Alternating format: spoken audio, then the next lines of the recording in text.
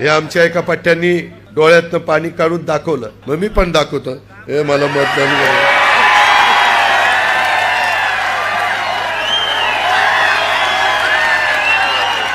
अरे काय बोलत असताना काहींनी सांगितलं किंवा दादा गावकीकडे लक्ष आहे, भावकीकडे पण लक्ष द्या. भावकीकडे लक्ष दिलं म्हणूनच तू आमदार झालास. जरा जयंतराव त्याला विचारा किती मतं पडली, पोस्टल बॅलेट मध्ये आलाय आपण. त्याच्यामुळं माझ्या कुणी मादी लागू नका, तुम्ही तुमचं काम करा. मी तुम्हाला एक अक्षर बोलणार नाही. बांधल्यात ते आता मला राख्या बांधल्यात माझ्या लाडक्या बहिणींनी. मी काय ते सलग गंडा कंडा बिंडा काही कुणाला घालत पण नाही, मी स्वतः पण घालत नाही.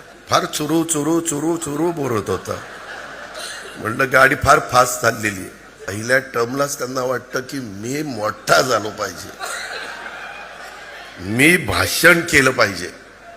मुलं ओ ओरडा, नुसतं ओरडा शहाण्यांनो, ह्या जातील पुढं आणि मग मुली ठरवतील.